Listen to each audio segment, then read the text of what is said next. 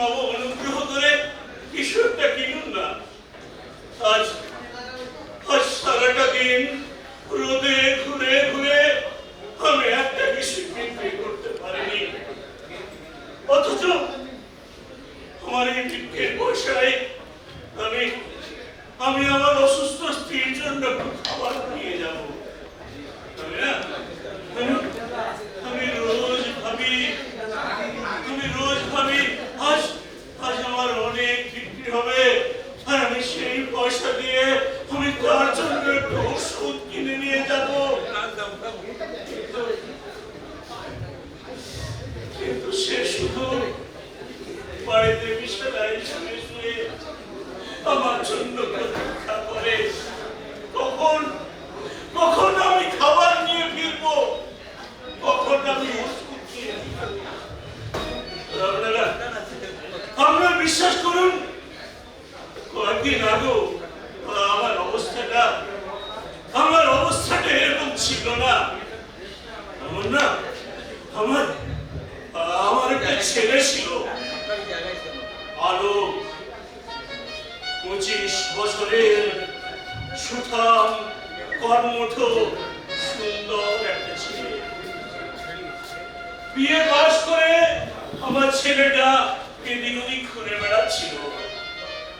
অনেক বন্ধু কাজ করতো বীরভূমের একটা কয়লা খানে, তাকে অনুরোধ করা সে তার একটা কাজ করে দিয়েছিল ওই খানায়, ট্রেন কাউন্টার। আল্লাহ ঈশ্বর মুখ তুলে চেয়েছেন, শেষ হলো আমাদের কষ্টের দিন। সত্যি ছেলেটা প্রথম বেতন পেয়ে না বাড়িতে ওর মায়ের জন্য নিয়ে এলো শাড়ি, আমার সঙ্গে পাঞ্জাবি। কোট পেয়ে আনন্দে ভরে উঠল আমার বুকটা। ছেলে স্বাবলম্বী হবে, কার আনন্দ না হয়ে। কিন্তু কিছুদিন পর ওর সেই বন্ধু এসে বলল, কাকু আলোককে একটু বুঝিয়ে বলবে, ও খাদানের কোন সুরক্ষা নিয়ম মেনে চলতে চায় না, কোন সেফটি রুল ফলো করে না। আমি অবাক হয়ে বললাম, সেফটি রুল সে আবার কি? ছেলেকে বলল, খাদানে কাজ করার প্রথম শর্তই হলো সুরক্ষা। খাদানে কাজ করতে হলে প্রত্যেকটি ওয়ার্কারকে থাকতে হয় সুরক্ষিত ও সচেতন। সেখানে ডিজিএমএস এর প্রবর্তন করা নির্দিষ্ট কিছু নিয়ম আছে, যেগুলি অক্ষরে অক্ষরে পালন করলে কোনো বিপদের সম্ভাবনা থাকে না। কিন্তু আলোক সে কিছু নিয়মই সে মানতে চায় না, এমনকি সাসপেন্ডও হয়েছে। আমি বললাম, আরে ও নিশ্চয়ই জানে না, কিংবা ওকে কেউ বুঝিয়ে বলেনি। ছেলেটি বলল, না কাকু, জয়েন করার পর এই বিষয়ে ট্রেনিং না দিয়ে কখনো কাউকে খাদানে পাঠানো হয় না। তাছাড়া আমাদের সেফটি স্যার আছেন, যিনি প্রতি শিফটের আগে আমাদেরকে একত্রিত করে বোঝান সেফটিতে কাজ করার, সুরক্ষিত কাজ করার নিয়ম, হেলমেট, জুতো, সেফটি জ্যাকেট ব্যবহার করার নিয়ম, সেগুলো ব্যবহার করে চললে আমরা কেমন করে সুরক্ষিত থাকবো, কেমন করে আমরা বিপদ থেকে দূর হয়ে থাকবো। ভাবলাম, না, অবশ্যই তো এগুলোর মানা দরকার। তাই সে ঘর আসতেই আমি ছেলেকে বলেছিলাম, করে বাবা, এই সুরক্ষা নিয়মগুলো মেনে চলবি, ডিজিএমএস এর আইনগুলোকে মেনে চলবি। তারপর ছেলেটা খাদানে যেয়ে 3 মাস বাড়ি ফিরল না, সময় ফোন পর্যন্ত করে না। এর ওর কাছে শুনলাম সে নাকি বন্ধুদের সঙ্গে নেশা করছে, মদ খাচ্ছে, সুরক্ষিত ভাবে ডিউটিতে যাচ্ছে না। আমি বললাম, না, এভাবে চলতে দিতে দেওয়া পারি না। একবার কাছে যেয়ে ওকে বুঝিয়ে বলে আসি, ওরে ওরে তুই ছাড়া আমরা কতটা অসহায়। সেই ভেবেই একদিন সকালে আমি ওর ক্যাম্পে বসে গেলাম, গিয়ে শুনলাম সে নেই।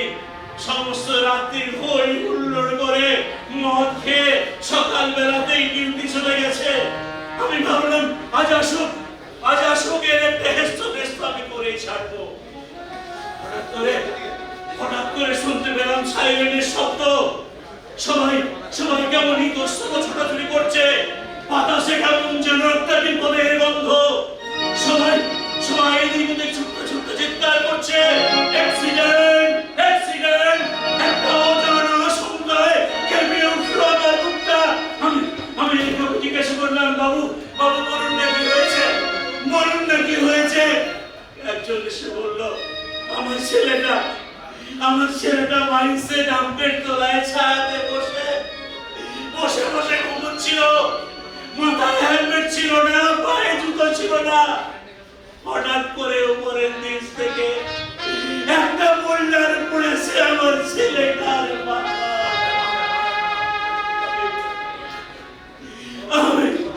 আমি প্রত্যেকের কাছে ছুটে গেলাম, বললাম, বাবু আমাকে একবার নিয়ে চলো আমার ছেলেটার কাছে, আমাকে একবার দেখতে দিন।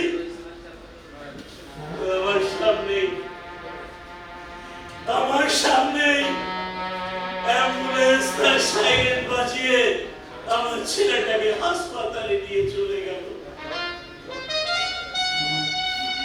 সেখানে গিয়ে শুনলাম সে আর নেই।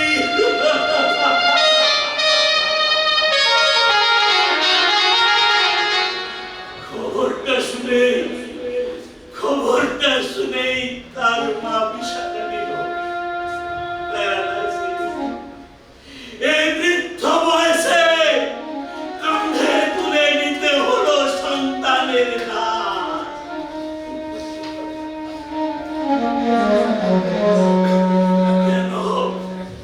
কেন এরা কেন এমন করে? এরা কেন ভাবে না নিজেদের কথা? এরা কেন ভাবে না নিজের পরিবারের কথা?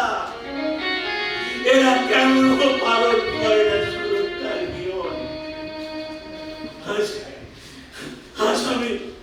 আজ আমি প্রত্যেকের কাছে হাত জোড় করে বলতে চাই, তোমরা কেউ কোনো সুরক্ষা নিয়মের অবহেলা করো না। ডিজিএমএস এর প্রবর্তন করার নিয়মগুলোকে মেনে চলবে, নইলে বিপর্যয় নেমে আসতে তোমাদের পরিবারে, অকালে চলে যাবে একটা। তাই আমার অনুরোধ, তোমাদের সকলের কাছে আমার অনুরোধ, খাদানে হোক কিংবা প্রাত্যহিক জীবনে তোমরা সুরক্ষা নিয়মের প্রতি কোনোদিন কোনো অবহেলা করো না, কোনোদিন কোনো অবহেলা